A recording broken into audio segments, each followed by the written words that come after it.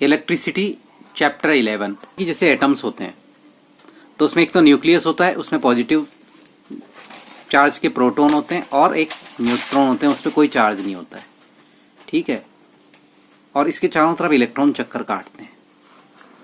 तो first orbit में 2 होते हैं, दूसरे में 8 तक होते हैं, फिर उसके बाद में इस तरीके से इलेक्ट्रॉन्स रहते हैं। होता क्या है, जैसे कि हमने पढ़ा था कि एक तो होते हैं मेटल्स और एक होते हैं नॉन मेटल्स। मेटल्स तो होते हैं जो कंडक्टर होते हैं, इलेक्ट्रिसिटी मतलब उसमें से इलेक्ट्रॉन पास हो जाते हैं।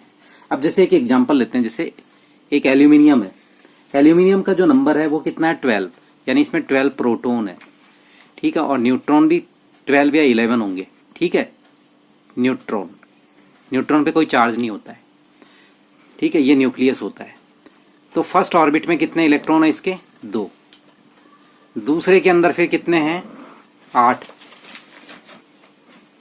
ठीक है, ये 8, और लास्ट के अंदर 1 है। इस 1 के ऊपर इसका होल्ड बहुत कम रहता है। इसके अंदर ये अकेला है तो ये अकेले के ऊपर होल्ड कम रहेगा सोडियम का। तो यानी कि इसके अंदर फर्स्ट अपन सोडियम को वापस से लेते हैं। सोडियम के जैसे ये तो न्यूक्लियस हो गया। न्यूक्लियस को अब मैं कुछ भी नहीं करूंगा, इसमें 12 प्रोटॉन है, 11 न्यूट्रॉन वगैरह जो कुछ भी है। ठीक है, फर्स्ट ऑर्बिट में कितने इलेक्ट्रॉन है, 2। सेकंड के अंदर कितने हैं, 8। ठीक है, ये वायर, इस वायर के अंदर ये एल्यूमिनियम के एटम्स इसमें सजे हुए हैं। आउटर ऑर्बिट में कितना, 1 इलेक्ट्रॉन। आउटर ऑर्बिट, अंदर का तो पता है ना, ये है 8 2 8। बाहर का ऑर्बिट के अंदर जो होते हैं वो इलेक्ट्रॉन मूव करते हैं। अकेला है और इस पे होल्ड कम है, किसकी, न्यूक्लियस की। कैपेसिटी नहीं है कि इसको बांध के रखे। अगर यहां से कोई भी इलेक्ट्रॉन, 1 इलेक्ट्रॉन ने इसको हिट कर दिया तो यहां से ये इलेक्ट्रॉन क्या होंगे, ट्रांसफर होना शुरू हो जाएंगे। और जितने प्रेशर से करेगा उतनी प्रेशर से ये इलेक्ट्रॉन मूवमेंट करेगा। तो फ्लो ऑफ इलेक्ट्रॉन को करंट कहते हैं। जैसे कि पानी के करंट, पानी का फ्लो होता है, रिवर को हम क्या कहते हैं, वाटर करंट। इसी तरीके से इलेक्ट्रॉन के जो फ्लो होता है उसको हम क्या कहते हैं, इलेक्ट्रिक करंट। ठीक है, ऑर्बिट के अंदर 2 इलेक्ट्रॉन होंगे, दूसरे के अंदर आपके 8 इलेक्ट्रॉन होंगे, 6 इलेक्ट्रॉन होंगे, थर्ड में 6 इलेक्ट्रॉन। लेकिन 6 है, अकेला नहीं है, तो 6 इलेक्ट्रॉन के ऊपर इसका होल्ड तगड़ा रहेगा। ठीक है, और ये इलेक्ट्रॉन जो है बाहर की तरफ मूव नहीं करेंगे, बल्कि ये 8 बनाने की कोशिश करेंगे। 4 से ज्यादा होते ही ये अपने पास में इलेक्ट्रॉन्स को लेने की कोशिश करते हैं, और 4 से कम होते ही छोड़ने की कोशिश करते हैं। तो जो 4 से कम होता है आउटर ऑर्बिट में इलेक्ट्रॉन, वो तो होते हैं मेटल, और जिनके 4 से ज्यादा होते हैं आउटर ऑर्बिट में इलेक्ट्रॉन, वो नॉन मेटल्स होते हैं। ठीक है, तो जो नॉन मेटल्स होते हैं ये इसमें, क्योंकि 6 हैं, नॉन मेटल्स हैं, तो जैसे इसके पास में 1 इलेक्ट्रॉन आएगा ये इसको क्या कर लेगा, एब्जॉर्ब कर लेगा।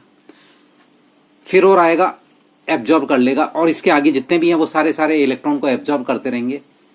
तो इलेक्ट्रॉन क्या होगा, आगे इलेक्ट्रॉन बह ही नहीं पाएगा। जैसे कि बालू रेत है, बहुत ज्यादा सूखी, आपने उसके अंदर पानी डाला तो क्या होगा, पानी आगे जाएगा क्या, एब्जॉर्ब हो जाएगा। लेकिन यही अगर है ना, जो आपके पास में स्टोन है, स्टोन के ऊपर आपने पानी डाला तो क्या होगा, पानी स्टोन पर से बहना शुरू हो जाएगा, स्टोन एब्जॉर्ब नहीं करेगा। ठीक है, तो सेम चीज है। नॉन मेटल्स जो होते हैं, जिनके आउटर ऑर्बिट में 4 से ज्यादा इलेक्ट्रॉन होते हैं, वो क्या करते हैं, इलेक्ट्रॉन को एब्जॉर्ब कर लेते हैं, आगे बढ़ने ही नहीं देते हैं, फ्लो ही नहीं होने देते हैं। जबकि मेटल्स जो होते हैं, जिनके आउटर ऑर्बिट में 4 से कम इलेक्ट्रॉन होते हैं, वो क्या करते हैं, 4 से कम होते हैं तो वो 8 तो बना नहीं पाते हैं, तो वो अपने आप में छोड़ देते हैं। तो उसके जस्ट अगर वो छोड़ देंगे तो इसका आउटर, और ये जैसे ये इलेक्ट्रॉन हट गया तो आउटर ऑर्बिट अब कौन सा हो गया, अब ये तो हट गया ना, आउटर ऑर्बिट कौन सा हो गया, ये हो गया। तो इनके पास में 8 पूरे हो गए ना, लेकिन एक पॉजिटिव चार्ज ज्यादा हो जाएगा इनके पास में। तो ये ऐसी कंडीशन में होते हैं कि ले भी लेते हैं, फिर वापस छोड़ते रहते हैं इलेक्ट्रॉन को। तो ये फ्लो में मदद करते हैं। जैसे कि एक तालाब है, पॉन्ड है, पॉन्ड के अंदर पानी भरा हुआ है, और एक रिवर है, रिवर के अंदर बह रहा है पानी, तो उसको क्या कहेंगे, करंट, बहते हुए। और एक इकट्ठा है तो उसको हम क्या कहेंगे, उसको चार्ज पॉन्ड कहते हैं। ठीक है, तो इसको स्टैटिक पोजीशन में, जब कोई भी करंट या चार्ज स्टैटिक कंडीशन में होता है तो हम उसको मेजरमेंट करते हैं कूलम्ब के अंदर, और जब वो किस में होता है, फ्लो के अंदर होता है, तो उसको हम करंट कहते हैं। तो जो स्टैटिक पोजीशन का जो करंट है उसको क्यू से या कूलम्ब से दिखाते हैं। ठीक है, कोलम्ब। तो एक कोलम्ब चार्ज 1 सेकंड के अंदर जितना फ्लो हो जाता है कहीं से भी, उसको हम क्या कहते हैं? 1 एम्पियर करंट। तो करंट का जो फॉर्मूला होता है Q/T, कूलम पर सेकेंड। ठीक है, और एक जो इलेक्ट्रॉन होता है उसके ऊपर कितना चार्ज होता है? 1.6 इंटू 10⁻⁻19 कूलम्ब चार्ज होता है। ठीक है, ये इतना चार्ज होता है। और एक कूलम्ब जो होता है 1 कूलम्ब, उसके ऊपर अपन कितने मानते हैं? 6 इंटू 10⁻19 इलेक्ट्रॉन के बराबर चार्ज होता है। ये चीज ध्यान में रखना। अब जैसे एक क्वेश्चन है, एक करंट है 0.5 एम्पियर का। देखो मैं एक चीज और बता देता हूं तुम्हारे को, करंट को हमेशा एम्पियर में नापते हैं। ठीक है, और जो प्रेशर होता है फ्लो के लिए, जैसे कि ये पाइप है, पाइप में किस प्रेशर से जा रहा है, तो प्रेशर को कैसे नापते हैं अपन? प्रेशर को दो तरफ से नापेंगे, इधर शुरुआत में कितना था और यहाँ एंड के ऊपर कितना है। इन दोनों का जो कंपेयर होता है उसको हम क्या कहते हैं? प्रेशर। यहाँ पर अभी तो यहाँ पर 10 था और यहाँ पर आते होते 20 हो गया, तो हम प्रेशर कितना मानेंगे? 20 का, दोनों का डिफरेंस। इसको पोटेंशियल डिफरेंस कहते हैं। जैसे कि एक क्वेश्चन है, current of 5.5 ampere drawn by A filament. Filament का मतलब है कि कोई भी, जैसे कि सिगड़ी वगैरह होती है इलेक्ट्रिक्स, उसमें से 0.5 एम्पियर का करंट उसमें से जा रहा है। 0.5 एम्पियर का करंट 10 मिनट्स के लिए, टाइम कितना है? 10 मिनट्स, इतनी देर के लिए बह रहा है उसमें। तो उसके ऊपर बताओ कि कितने अमाउंट के अंदर इलेक्ट्रिक चार्ज उसमें से निकल गया। ठीक है, इलेक्ट्रिक चार्ज कितना था? इलेक्ट्रॉन मतलब एक तरफ इलेक्ट्रॉन कितने भरे हुए थे, तो वो बहते गए। तो अपने पास में क्या है? करंट। करंट का फॉर्मूला आई को कहते हैं करंट को। करंट का फॉर्मूला Q/T। Q मतलब चार्ज, कूलम्ब अपॉन टाइम। अपने से ही क्या पूछ रहा है? ये पूछ रहा है कि चार्ज पूछ रहा है। चार्ज मीन्स Q, ये Q पूछ रहा है। ये करंट है 0.5 एम्पियर का फिलामेंट। फिलामेंट मतलब कोई भी वायर है, उसमें से इलेक्ट्रिक बल्ब फॉर 10 मिनट्स के लिए। अमाउंट ऑफ इलेक्ट्रिक चार्ज अपने को क्या मालूम करना है? ये इलेक्ट्रिक चार्ज होता है, ये करंट होता है, ये मालूम करना है। तो ये T इधर चला जाएगा, तो Q = I × T। अब ये सेकंड में होना चाहिए, ये चीज ध्यान में रखना। तो I कितना है? 0.5 एम्पियर। टाइम कितना है? ये 10 मिनट्स। 10 मिनट्स इसको सेकंड में करना, तो 10 × 60 सेकंड्स हो गए। ठीक है, ये 5 हो गए। 0.5 को 10 से किया तो 5 हो गए। 5 × 60, 5 6 जा 30 और ये 0, 300 कूलम्ब। ठीक है, ये आंसर हो जाएगा।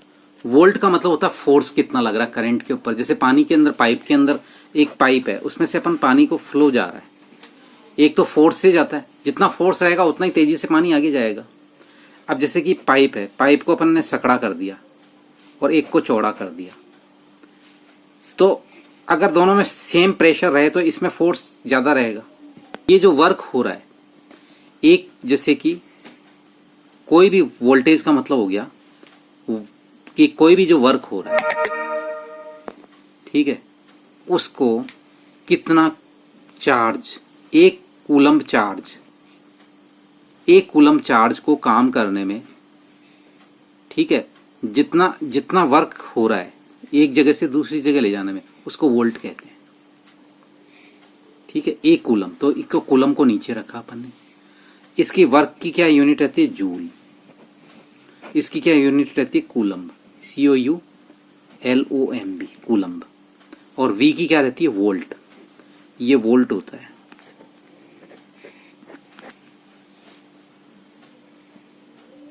How much work is done in moving a charge of 2 coulomb across 2 points having a potential difference 12 volt. Volt दे रहा है, 2 पॉइंट पर ही रहेगा। ठीक है, चार्ज कितना दे दिया? 2 कूलम्ब। ठीक है, और पोटेंशियल डिफरेंस यानी कि वोल्ट कितना दिया इसने? 12 वोल्ट। क्या पूछ रहा है? W, work. ठीक है, यानी ये जूल में आएगा। तो हमारे पास में फॉर्मूला क्या है? V = W/Q। ठीक है, तो मेरे को ये W निकालना है, ये निकालना, तो ये इससे मल्टीप्लाई हो जाएगा। W = V × Q। V = कितना है? 12 वोल्ट, कूलम्ब कितना है 2, तो 12 2 जा 24, ठीक है। तो 24, अब ये जो आएगा W, इसकी यूनिट क्या है मैंने बताई थी, जूल है, ठीक है। तो ये कि जो आएगा किस में आएगा आंसर, जूल में आएगा, ठीक है। जैसे इलेक्ट्रिक सेल है, तो अगर वो सिंगल सेल है तो उसको अपन यूं दिखाएंगे, ये पॉजिटिव चार्ज है, इधर छोटा वाला नेगेटिव चार्ज है। अगर बहुत सारे सेल अगर जुड़ जाते हैं इस तरीके से, पॉजिटिव नेगेटिव फिर पॉजिटिव फिर नेगेटिव, तो इसको हम बैटरी कहते हैं, इसको सेल कहते हैं, इसको बैटरी कहते हैं। पहले क्या होता था कि ये जैसे इस तरीके के लोहे के वो रहते थे, इसके बीच के अंदर एक रॉड फंसा देते थे, दोनों तरफ से टर्मिनल जुड़ जाते थे और करंट आगे फ्लो हो जाता था। लेकिन इसमें नहीं है, तो इसको हम क्या कहेंगे, ओपन स्विच या प्लग की, ठीक है, प्लग की और ओपन, और जिसके अंदर बीच में ये रॉड फंसा दी, उसका सिंबल ये दे दिया, तो इसको क्या कहेंगे, क्लोज्ड, ठीक है। और जैसे वायर कहीं से ज्वाइंट करना है, तो ये यूं भी हो सकता है, मतलब ये ज्वाइंट हो गए, ये वायर, इसका मतलब ज्वाइंट हो रहे हैं किसी भी तरीके से, ठीक है, ये वायर ज्वाइंट हो रहे हैं। लेकिन अगर अपन ने यूं वायर है, इसके ऊपर से यूं दिखा दिया, तो ये इसको क्या कर रहा है, जंप करके जा रहा है, ये जंप करके जा रहा है, ठीक है। अब क्या होता है, जो बल्ब होता था इलेक्ट्रिक बल्ब आपने देखा हो, तो उसके बीच के अंदर पुराने जमाने में इस तरह का बल्ब होता था, यूं पुराने बल्ब देखोगे उसमें ऐसी होती है। तो इसको सिंबल किसका बना दिया, बल्ब का सिंबल, एक यूं दे दिया और ये बल्ब का सिंबल हो गया, ठीक है। अच्छा, अपन जब सड़क पार करते हैं तो रेजिस्टेंस यानी रुकावट आती है, तो रुकावट के अंदर यूं दच के आते हैं, तो इसको किसका दे दिया, रेजिस्टेंस। रेजिस्टेंस का मतलब है रुकावट, ठीक है। इलेक्ट्रॉन को फ्लो के अंदर जो रुकावट आती है उसको हम रेजिस्टेंस कहते हैं, ठीक है। रेजिस्टेंस का मतलब ही रुकावट होता है। अब लेकिन फॉरेन में क्या होता है कि जैसे इस तरह के लगे हुए रहते हैं यूं, तो वो क्या करते हैं, इसके ऊपर जैसे यहां से लेकर के यहां तक किसी बच्चों के आगे वो बस जा रही है या बच्चों का वो है, तो इसको जैसे यहां तक कवर कर दिया, तो इतने दचके नहीं लगेंगे, एक ही दचका लगेगा। इसको जैसे बड़े बच्चे हैं तो इसको आगे इधर उधर मूव कर देते हैं इस तरीके से, इसको यहां तक कर देते हैं। तो ये जो इस तरह का सिंबल है, ये क्या कहते हैं, वेरिएबल रेजिस्टेंस का सिंबल हो गया। और इसको यूं भी दिखा देते हैं, वो ये भी वेरिएबल रेजिस्टेंस है, इस तरीके से जुड़ता है। और ये जुड़ता है सीरीज में, जैसे सीरीज का मतलब जैसे ये बल्ब लगा हुआ है, ठीक है, ये यहां से ये बैटरी लगी हुई है, तो ये किधर जुड़ेगा, ये अमीटर इस तरीके से जुड़ेगा, इसका एग्जाम में आ सकता है, तो ये अमीटर इस तरीके से जुड़ा हुआ रहेगा। लेकिन वोल्ट मीटर अगर जोड़ना है, तो वोल्ट मीटर एक ही सर्किट में दिखाना, तो वोल्ट मीटर यहां से इस तरीके से जुड़ेगा, इसके ऊपर ये पैरेलल में जुड़ता है, ये सीरीज में जुड़ता है। और अगर आपको कहे कि अकेला वोल्ट मीटर ही दिखाओ इसके ऊपर, तो आपको अमीटर दिखाने की जरूरत ही नहीं है, ये लगा, ये वोल्ट मीटर, ये सही है। उसमें से पूछ सकता है कि कौन सा सही है। अगर वो ये दे देता है कि ये वोल्ट मीटर लगा हुआ है, ये सही है, ये गलत है, तो आप इस ऑप्शन को क्या करोगे, गलत करोगे। अगर वो कह देता है कि अमीटर यूं लगा हुआ है, इसकी जगह ये कह दे कि ये अमीटर है, तो ये ऑप्शन गलत हो जाएगा। अमीटर हमेशा इस तरीके से लगेगा, वोल्ट मीटर हमेशा इस तरीके से लगेगा। आते हैं पोटेंशियल डिफरेंस, यानी जितना प्रेशर बढ़ता जाएगा, ठीक है, उसी के हिसाब से इसमें से क्या होगा, करंट का फ्लो बढ़ता जाएगा। यानी कि वोल्टेज जो है, जितना वोल्टेज बढ़ेगा उसी प्रोपोर्शन में क्या बढ़ेगा, करंट भी बढ़ेगा। लेकिन इसके अंदर एक चीज है, ये सिर्फ प्रोपोर्शनेट है, इसमें एक चीज और है। वो चीज क्या है कि जैसे कि मान लो वोल्टेज है 2 और करंट है 1.5, वोल्टेज है 4 तो ये हो गया 3, वोल्टेज हो गया 6 तो ये हो जाएगा 4.5। ये कांस्टेंट बढ़ रहे हैं ना, लेकिन इक्वल कब होंगे, इक्वल होने के लिए जैसे कि इसको कुछ नंबर से मल्टीप्लाई करना पड़ेगा। जैसे कि ये 4 वोल्ट है तो ये 2 आ रहा है, करंट कितना है, ये वोल्टेज है और ये करंट है, मान लो ये 4 है तो ये 2 एम्पियर है, ये 8 है तो ये 4 आ रहा है, यहाँ पर इसको कैसे नंबर, किस नंबर से मल्टीप्लाई करेंगे ये इक्वल हो जाए, ये प्रोपोर्शनेट नहीं रहे, इसको 2 से करेंगे तब। लेकिन ये 2 कैसे आएगा? 2 का कारण है बीच के अंदर रुकावट। तो वो जो रेजिस्टेंस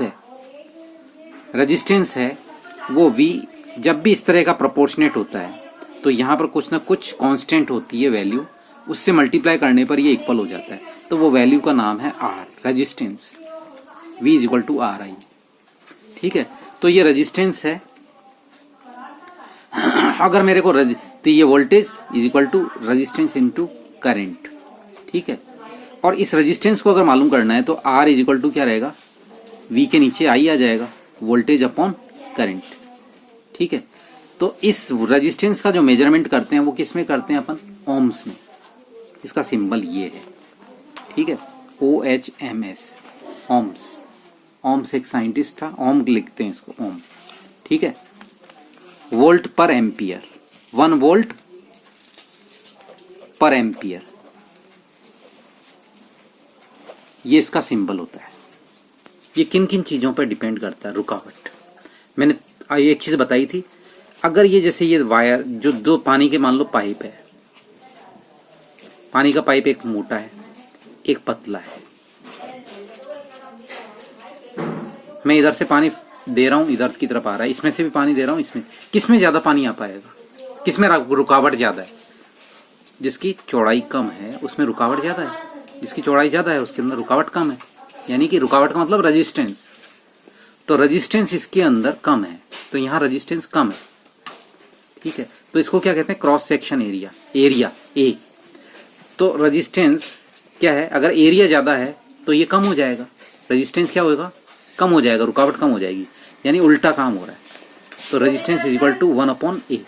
से वायर की लेंथ बढ़ा दी, वायर की इसकी बड़ा चौड़ा है लेकिन इसकी लेंथ बढ़ा दी। एक लंबा वायर है खूब और एक छोटा सा वायर है, तो अब इधर से और इधर से पानी आने में किस में ज्यादा टाइम लगेगा? इसमें ज्यादा टाइम लगेगा, यानी रेजिस्टेंस, रुकावट बढ़ गई। तो रेजिस्टेंस बढ़ेगा, इसको कहते हैं प्रोपोर्शनेट है। रेजिस्टेंस किसके प्रोपोर्शनेट है? लेंथ के। और इसके उल्टा है, ये बढ़ता जाएगा, चौड़ाई बढ़ती जाएगी उसकी पाइप की, तो ये कम होता जाएगा। ठीक है, और अगर मैं दोनों को ले लूं तो रेजिस्टेंस जो है प्रोपोर्शनेट किसके? लेंथ के, लेंथ अपॉन एरिया। अभी प्रोपोर्शनेट है, ये किस पे डिपेंड करेगा? इक्वल होना। ये इक्वल होना डिपेंड करेगा रजिस्टिविटी के ऊपर। तो रजिस्टिविटी क्या है? रजिस्टिविटी जो है हर एक मेटल की अलग अलग होती है, हर एक मेटल की अलग अलग होती है। कॉपर की रजिस्टिविटी अलग होगी, ठीक है, हर एक मेटल की अलग अलग रजिस्टिविटी होगी। 2 सम है, इसके अंदर वोल्टेज 220 वोल्टेज है और रेजिस्टेंस 1200 है, 1200 है। ठीक है, तो इसमें करंट मालूम करना है। तो फर्स्ट वाले के अंदर अपन देखते हैं, फर्स्ट वाले का आंसर कैसे सॉल्व करेंगे? V इज इक्वल टू अपने को पता है IR होता है, तो मेरे को करंट मालूम करना है, यानी I मालूम करना। तो I is equal to V upon R होगा। V फॉर वोल्टेज, तो 220 वोल्टेज और रेजिस्टेंस, ये रेजिस्टेंस कितना है? 1200 ओम्स। तो 1 0 से 1 0 कटेगा। अब इसको जो डिवाइड करेंगे उसके बाद में जो आंसर आएगा वो क्या रहेगा? 0.18 एम्पियर। ठीक है, ये रहेगा। इसी तरीके से नेक्स्ट वाले के अंदर, सेकंड के अंदर, इसमें भी करंट मालूम करना है। तो V upon R is equal to 220 volt upon 100 ohm is equal to 1 0 से 1 0 कटेगा, तो 2.2 एम्पियर। ये करंट हो गया। The potential difference between the terminals of an electric heater is 60 volt. When it draws a current of 4 ampere from the source, what current will the heater draw if potential difference is increased to 120 volt? Potential difference जो है वो कितना हो जाएगा? 120 volt. कितना current निकलेगा? तो पहली चीज इसने क्या दे रखा है? 60 वोल्ट दे रखा है, और क्या दे रखा है? 4 एम्पियर दे रखा है। तो हम क्या निकालेंगे? इससे पहले इसका रेजिस्टेंस निकालेंगे।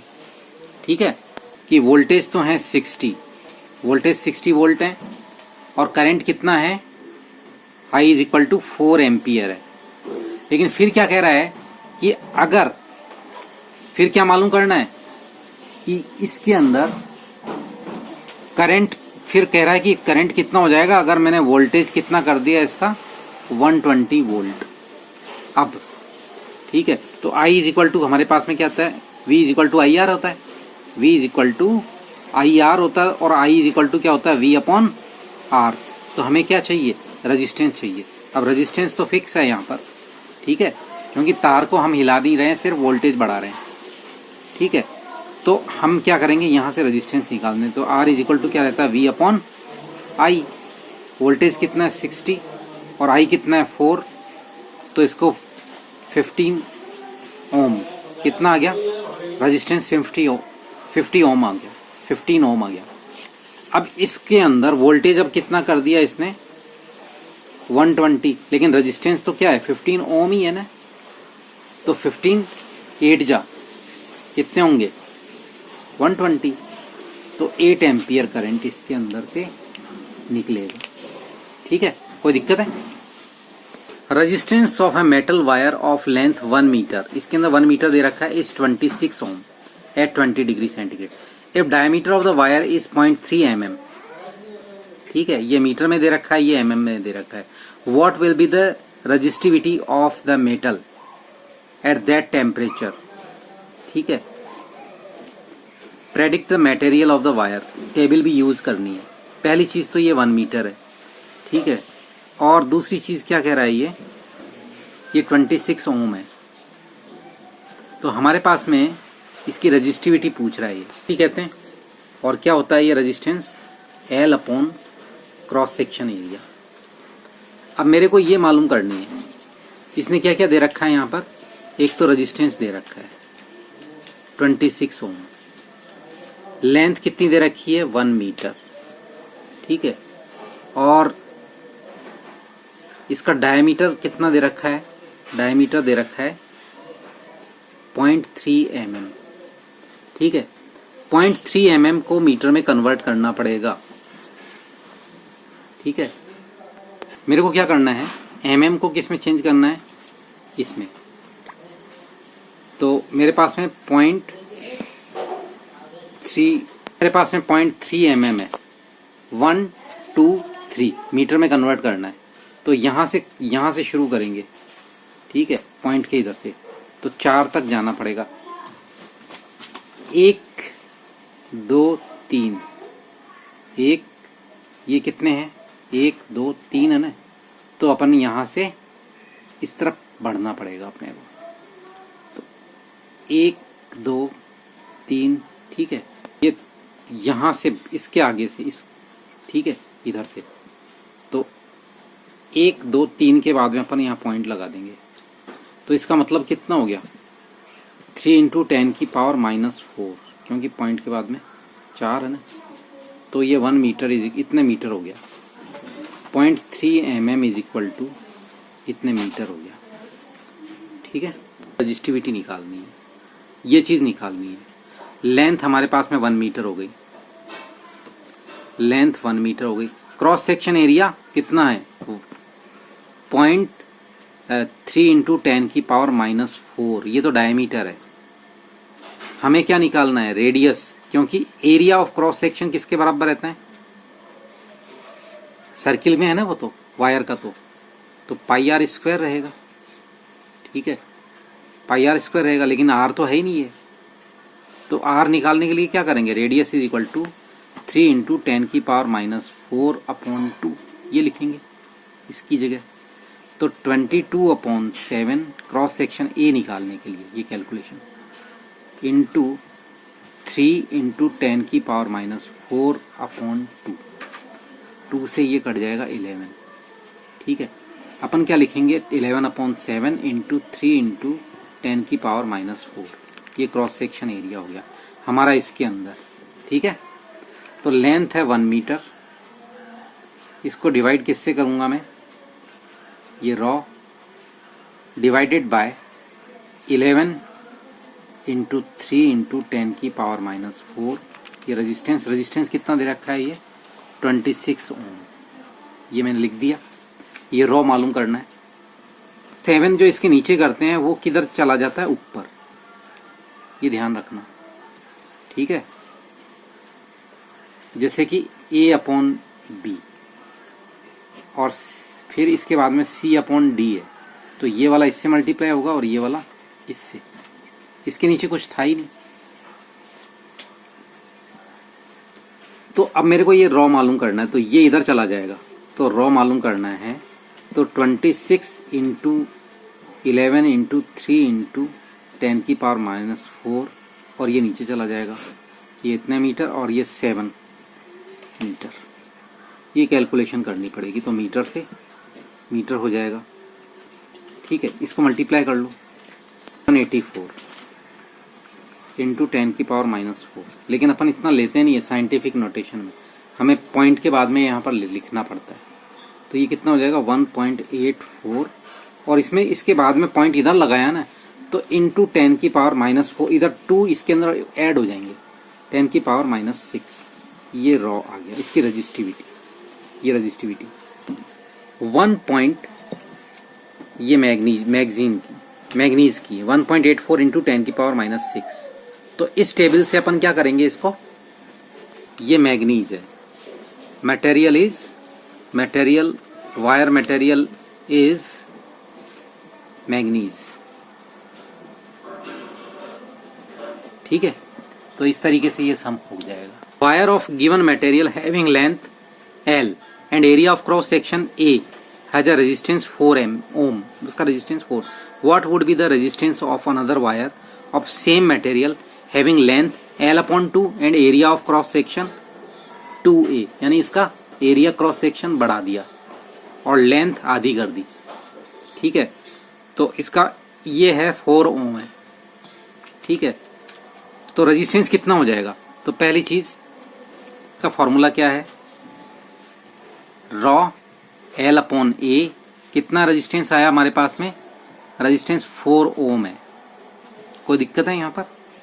लेकिन अब क्या कह रहा है ये रेजिस्टेंस के लिए कि रॉ भी ये एक ही है, लेंथ इसने क्या कर दी है, आधी कर दी है, यानी L/2 कर दिया है, और एरिया कितना कर दिया है 2A। तो मैंने एक चीज बताई थी आपको, ये अकेला है ना, ये पूरा अपॉन में है, ये अकेला है, तो इसको यूं कर दो, ये इससे मल्टीप्लाई होगा और ये इससे। ठीक है, तो rho resistance equal to, sorry ये इनटू है।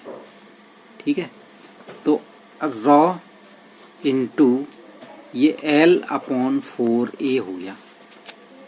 ठीक है, ये मैं इसको इस तरीके से भी लिख सकता हूं,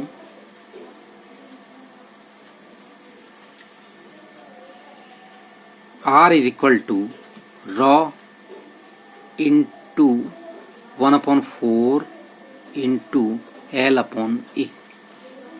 ठीक है, L/A की वैल्यू हमारे पास में कितनी है, रॉ इंटू ये रॉ, सॉरी इसके साथ लिख देता हूं मैं, इस पूरे की L/A इंटू रॉ, इसकी वैल्यू कितनी है 4 एम्पियर, 4 ओम है। मैं इसकी जगह 4 ओम लिख दूं, तो रेजिस्टेंस इज इक्वल टू 1/4 इस L/A into rho, L/A into rho is equal to 4 ohm. तो मैंने ये 4 ओम लिख दी। ठीक है, तो ये 4 1 जा 4, तो कितना आ जाएगा 1 ओम, रेजिस्टेंस कितना आ जाएगा 1 ओम हो जाएगा। ठीक है, ये पानी के 2 टैंक है, यहां से ये पूरा भरा हुआ है, ये पूरा भरा हुआ और ये खाली है, ये पूरा भरा हुआ है खाली है। मैंने इधर से एक पाइप लगाया, फिर एक और पाइप लगाया। अगर ये अकेला पाइप रहता तो ये कितनी जल्दी खाली होता है या देर से खाली होता है। दूसरा लगा दिया, फिर एक और तीसरा लगा दिया, अब ज्यादा जल्दी खाली होगा, अब ज्यादा जल्दी खाली होगा, अब ज्यादा जल्दी खाली होगा। 3 4 और ज्यादा पाइप लगा देंगे तो, यानी इन दोनों के बीच में क्या हो गई, रुकावट कम हो गई। ठीक है, और अगर जैसे ये 2 टैंक है, मैंने इनको दूर दूर कर दिया, अब ये पाइप लगाया, पहले पाइप इस साइज के थे, इसको टैंक को मैंने दूर दूर कर दिया, और इस पाइप, तीनों पाइप को मैंने क्या किया, यूं जोड़ दिया, एक पाइप, फिर 2 पाइप और तीसरा पाइप, ये तीनों पाइप को यूं जोड़ दिया। तो अब रुकावट कम हुई है, ज्यादा हुई, ज्यादा हो गई ना। तो इसको रेजिस्टेंस को हम ये रेजिस्टेंस मान लेते हैं। तो इसमें तो क्या हो रही है, रुकावट कम हो रही है, ठीक है। रेजिस्टेंस तो अगर तो क्या कहते हैं सीरीज में अगर मैं रेजिस्टेंस जोड़ देता हूं, ठीक है, सीरीज में अगर मैं रेजिस्टेंस जोड़ देता हूं, इसको मैं कहता हूं R1, इसको R2 और इसको R3, तो टोटल रेजिस्टेंस क्या होगा, ये बढ़ जाएगा रेजिस्टेंस। तो टोटल रेजिस्टेंस कितना हो जाएगा, R1 plus R2 plus R3, इसके बराबर होगा, ठीक है। लेकिन अगर जैसे ये कोई दो टर्मिनल हैं पोल और उनके बीच के अंदर ये रेजिस्टेंस मैंने यूँ पैरेलल लगा दिए, जैसे कि टंकी के अंदर यूँ लगाए दिए, ये R1 है, ये R2 है, ये आपका R3 है, और ये इधर से बल्ब वगैरह ये जो कुछ भी है सेल वगैरह लगा हुआ है। तो जानते हो इसके अंदर क्या होगा, इसके अंदर रेजिस्टेंस कम हो जाएगा, और जो चीज कम होती है उसको हम कहते हैं उल्टा होना। तो ये जो आपका रेजिस्टेंस है वो किसके बराबर आएगा, 1/R1 plus 1/R2 plus 1/R3, इसके बराबर आएगा ये, ठीक है।